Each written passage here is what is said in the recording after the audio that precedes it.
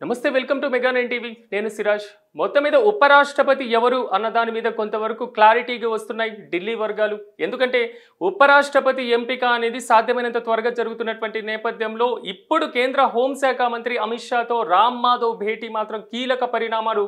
చోటు చేసుకుంటున్నటువంటి పరిస్థితి కనిపిస్తుంది రామ్ మాధవ్ను ఉపరాష్ట్రపతి అభ్యర్థిగా ప్రకటించేటువంటి అవకాశాలు ఉన్నాయి అనేది మాత్రం కొంతవరకు తెలుస్తున్నటువంటి పరిస్థితి రామ్ మాధవ్ కూడా బీజేపీకి చెందినటువంటి అత్యంత సీనియర్ నేత మరి ముఖ్యంగా సంఘ్ పరివార్కు చెందినటువంటి నేత అజాత శత్రువుగా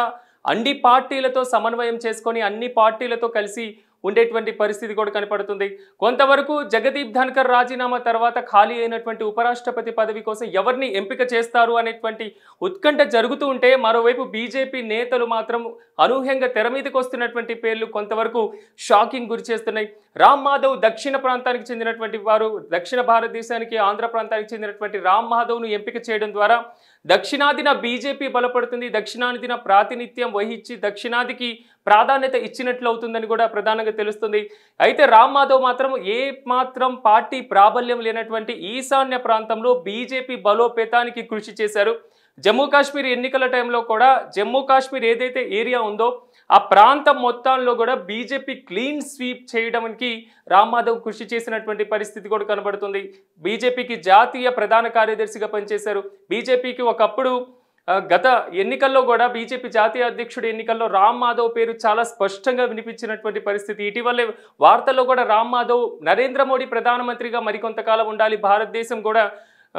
ఏదైతే 2047 లక్ష్యాలు ఉన్నాయో వాటిని సాధించడానికి నరేంద్ర మోడీ కూడా ప్రధానమంత్రి కావాలని కూడా ఆయన రీసెంట్గా చెప్పడం జరిగింది ఇప్పుడు అమిత్ షాతో భేటీ వరుసగా నెక్స్ట్ ఉపరాష్ట్రపతిగా రామ్ మాధవ్ అవుతారు అనేది మాత్రం చాలా స్పష్టంగా కనబడుతుంది అనేది మాత్రం ఢిల్లీ వర్గాల నుంచి కూడా కొంత విశ్వసనీయమైనటువంటి సమాచారం వస్తుంది జగదీప్ ధన్కర్ని ఉపరాష్ట్రపతిగా ఎంపిక చేసిన తర్వాత సంఘ్ పరివార్ నుంచి కొంతవరకు కూడా విమర్శలు ఎదుర్కొన్నారు బీజేపీ కేంద్ర నాయకత్వం ఎందుకంటే జగదీప్ ధన్కర్ కూడా భారతీయ లోక్ పార్టీలో ముందుగా రాజకీయ జీవితాన్ని ప్రారంభించడం దాని తర్వాత కాంగ్రెస్ పార్టీకి రావడం కాంగ్రెస్ పార్టీ నుంచి ఎంపీగా కేంద్ర మంత్రి కావడం దాని తర్వాత బీజేపీకి రావడం అంటే జగదీప్ ధన్కర్ బీజేపీకి వచ్చారు బీజేపీ అనేది జగదీప్ ధన్కర్ రాజకీయ ప్రస్థానంలో 4వ పార్టీ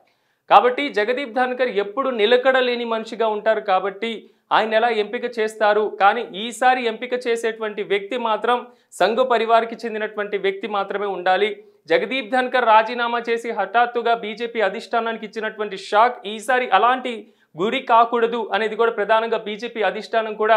ఆలోచిస్తున్నటువంటి పరిస్థితి అయితే కనబడుతుంది అనేది మాత్రం స్పష్టంగా ఉంది రామ్ మాధవ్ అయితే మాత్రం దక్షిణ ప్రాంతానికి చెందినటువంటి వారు అన్ని పక్షాలను కలుపుకొని పోగలుగుతారు ఉపరాష్ట్రపతి ఎక్స్ అఫీషియో చైర్మన్గా రాజ్యసభకు కూడా వ్యవహరిస్తారు కాబట్టి సభా వ్యవహారాలని కూడా మంచిగా నడిపేటువంటి సత్తా కూడా రామ్ మాధవ్కు ఉంటుంది హిందీ ఇంగ్లీష్లో కూడా అనర్గళంగా మాట్లాడేటువంటి పరిస్థితి ఉంది కాబట్టి ఇతర పార్టీలన్నీ కూడా కలుపుకొని రామ్ మాధవ్కి సపోర్ట్గా ఏకగ్రీవంగా ఎంపిక చేస్తే ఒకవైపు జగదీప్ ధన్కర్ రాజీనామాతో ఏదైతే విమర్శలు ఎదుర్కొందో బీజేపీ ఆ విమర్శలన్నింటినీ పక్కన పెట్టేసి ఏకగ్రీవంగా రామ్ మాధవ్ని ఉపరాష్ట్రపతిగా ఎంపిక చేస్తే కొంతవరకు బీజేపీకి కూడా లాభదాయకంగా ఉంటుంది అనేది కూడా బీజేపీ అధిష్టాన నేతల్లో మదిలో ఉన్నటువంటి మాటగా కూడా తెలుస్తుంది అయితే రామ్ మాధవ్ని ఉపరాష్ట్రపతి అభ్యర్థిగా ప్రకటించడానికి కూడా సన్నాహాలు జరిగేటువంటి ప్రయత్నం కూడా జరిగేటువంటి అవకాశం కూడా ఉంది కాబట్టి రామ్ మాధవ్ కేంద్ర హోంశాఖ మంత్రి అమిత్ షాతో భేటీ మాత్రం ప్రాధాన్యత సంతరించుకుంది ఇది సాధారణమైనటువంటి భేటీ కాదు ఖచ్చితంగా ఉపరాష్ట్రపతి ఎంపికలో కీలకమైనటువంటి అడుగుగా మాత్రం మనం భావించాలి